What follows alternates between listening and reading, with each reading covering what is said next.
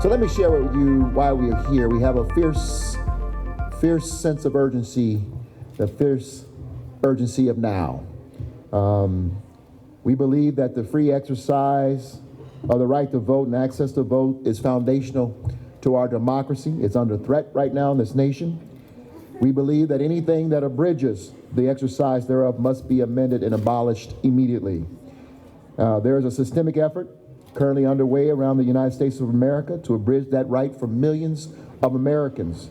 What just happened this week in the U.S. Senate should be an embarrassment for all Americans who love democracy to have the U.S. Senate reject the Freedom to Vote Act. And where they cannot strip away one's voter rights, legislators across this country are meeting right now, as we are meeting, to render that vote meaningless through the act of gerrymandering. And so I can tell you that we had a great breakfast session this morning where we started with a phenomenal video of the Otis Moss family and the patriarch of that family working to vote. And then we had a phenomenal panel of folks talking about what cities, how we leverage our infrastructure to help people access the vote. This is going to be a great day of meetings and sessions. We have a few speakers here today. You may even hear some from folks who were not prepared to speak. We may tap them on the shoulder, but I want you to see the diversity of folks from around the country in terms of the states that they represent. The first person I'm going to call on is a person who stepped in as a co-host of this meeting. He represents the fourth largest city in the United States of America, coming from the great state of Texas. Great for the people, but their recent policies on voter rights have been nothing short of challenging and embarrassment to democracy in America. Please welcome the mayor of Houston, Texas, Sylvester Turner. Thank you, Mayor Hancock. And let me just start off by saying thank you for convening all of us to be right here in Denver on this national bipartisan conversation on voter rights. It's already been phenomenal. And I want to just acknowledge your leadership and, of course, Mayor Lightfoot out of Chicago for convening us here. Let me tell you, I'm already energized. The way this conference has started off, this conversation has already been powerful. I do come from the great state of Texas. Unfortunately, in the great state of Texas, the state is moving in the wrong direction when it comes to people having access to the voting booth and the right to vote.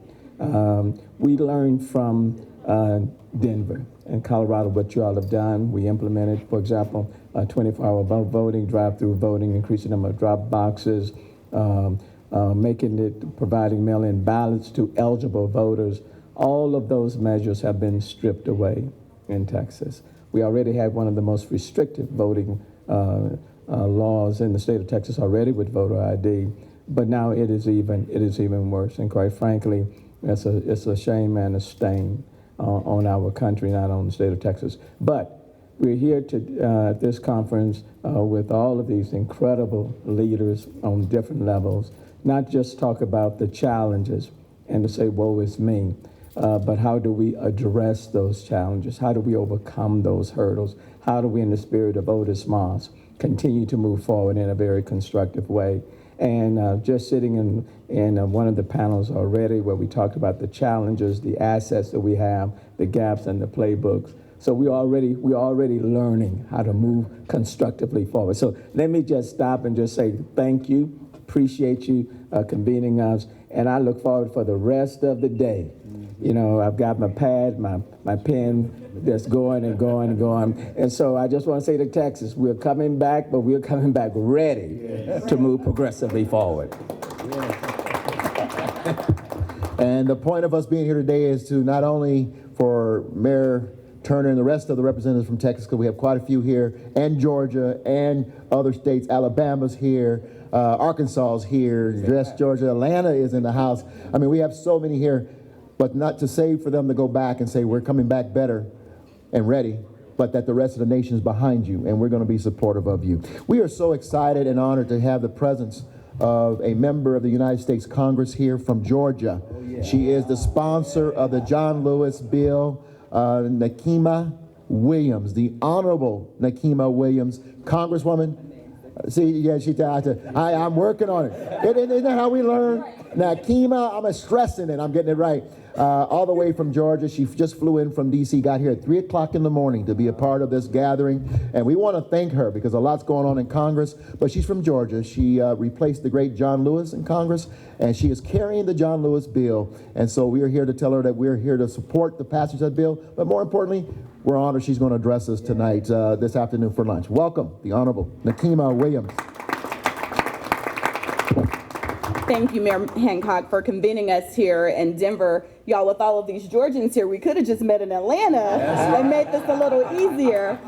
I'm Congresswoman Nikema Williams, and I'm one of the co-chairs of the Congressional Voting Rights Caucus. And as we have this convening today, we're talking about voting in a very nonpartisan sense because, y'all, that's what it should be about. Voting in this country should not be a partisan effort. It does not matter which party you belong to in this country. You should have equal access to the ballot. What we've seen happening in Texas, Mayor, what is happening in Georgia, Arizona, other states across this country, we know that now it is not just about one state, one city, one election. It's about the entire country. And that's why, as a member of the United States Congress, it is my goal to make sure that we get the Freedom to Vote Act across the finish line. We saw what happened yesterday in the United States Senate.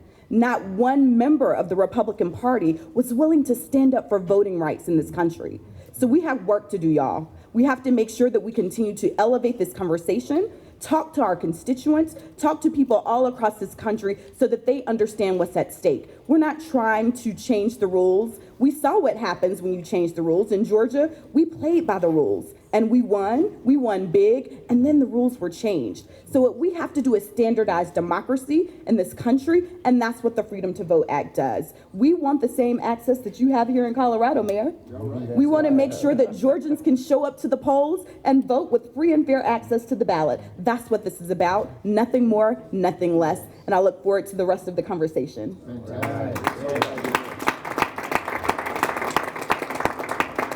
We're going to go ahead and open it up for question and answers. And up here with us are members or mayors from all over the country. We have civic organizations who are here, private sectors in the House as well. And if there's a question that is asked, if you feel the need and the spirit to answer, feel free to tap it on the shoulder and we can get you to the microphone. Questions? All right, Sean Boyd. Can you talk about, you're calling it nonpartisan. Are there Republicans here that are supporting this? Are there Republicans here? I want you to know, Sean, I asked that seriously because just as many Republicans were invited as Democrats.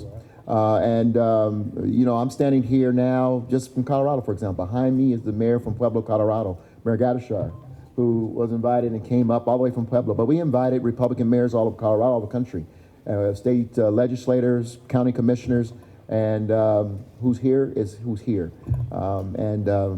My mother taught me a long time ago, the world is run by those who show up.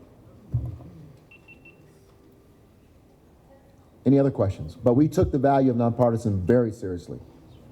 Very How seriously. you make anything happen if you don't have some on board with you? Yeah, well, we're not going to stop. This is but a step in the journey of voter rights for all of us, and we're not going to stop. I believe that we want and desire and expect that we will engage our Republican brothers and sisters on this conversation. This is about voting, right? This is about voting. We don't say support this candidate or this initiative. We're talking about voting, a fundamental element of the United States Constitution and democracy. Without it, what is our democracy? And so the reality is that we should be able to sit with Republicans and independents and, all citizens, white, black, Latino, American, Indian, Asian, and Pacific Islander, LGBTQ plus, people with disabilities, have a conversation about how we increase voting in our nation, not roll back or suppress access to the ballot box. Yes, please. Let me just add, I come from Houston. I'm a bipartisan mayor. I do not run as a Democrat. I don't run as a Republican. We are bipartisan mayors. And I represent the African American Mayors Association across the country. But in Houston, whether you voted for me or not, it does not matter. You know, when it comes to fixing a pothole, it's not red or blue. When it comes to storms that come to our cities, okay, the rain doesn't look for a Republican neighborhood or a Democratic. It all comes. So we are bipartisan mayors. And so we've come to this conversation that's bipartisan in the conversation. Right.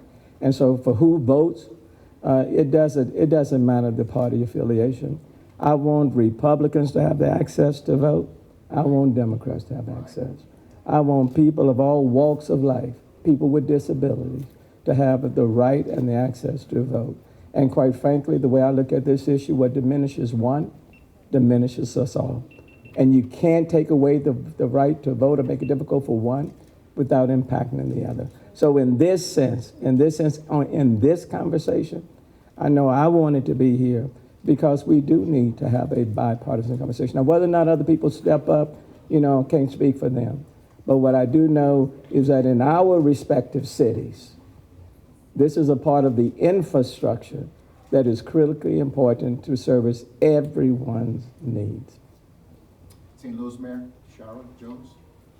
Yes, I'm Tashara Jones from the city of St. Louis, and Missouri is one of the states that has always tried to pass restrictions to the ballot box. And to your question about why Republican mayors aren't here, I would go back and ask some of the Republican mayors, why they aren't in this conversation.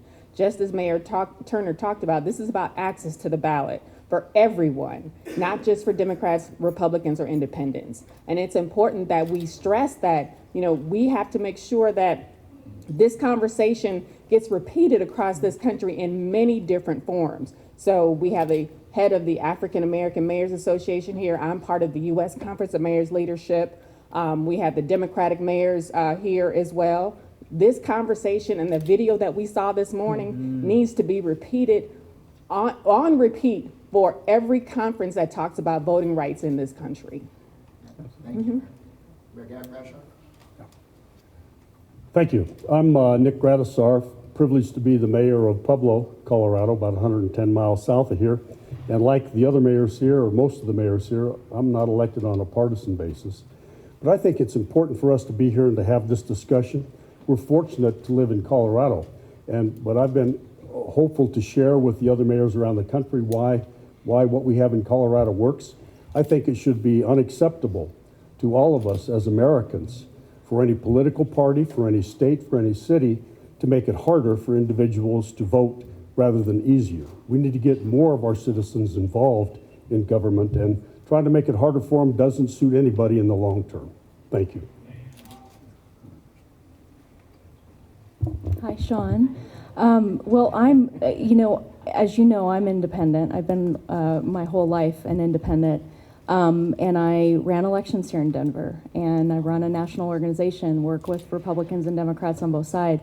So it very much is a nonpartisan conversation, and I think what's really powerful about mayors and cities is that this is part of improving civic health, and it is about our critical public infrastructure. Elections should be treated just as all the other critical infrastructure that we have and funded appropriately.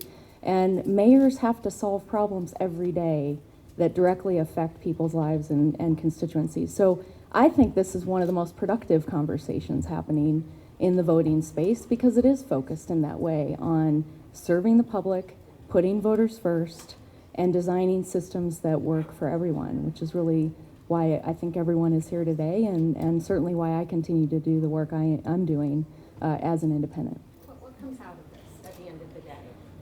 Well, I think, and I believe, and we've already started this, we're having multiple sessions that are working sessions, and it's really about identifying challenges, identifying what cities have in terms of assets, and then creating actionable items. What can cities do? What programs can happen? 2 examples I'll give you that we did in Denver. You know that we created Ballot Trace now back in 2009. It's 12 years old. That has now spread around the country. We did not need a law to change. We did not need to change a federal or a state law. And we enacted that just simply making it more convenient for voters to get that information and create a more trustworthy process. That's something any city can do. Another one, we worked with the city closely on 311 on integrating the election call center with the 311 system. We worked with the city closely on a marketing campaign to educate voters on how to vote years ago. So we've done all those things without any laws changing, without having to ask for permission from the state or the federal government. And so those are the kind of actionable things that I think really can be leveraged out of this conversation. Let's get the last speaker, Mondo Martinez, State Representative Mondo Martinez. Come on. Texas. And I'll make my comments a little brief, but it really is an honor to be here, and what a privilege. I was one of the 57 Democrats that left Texas to protect the very cornerstone of our democracy.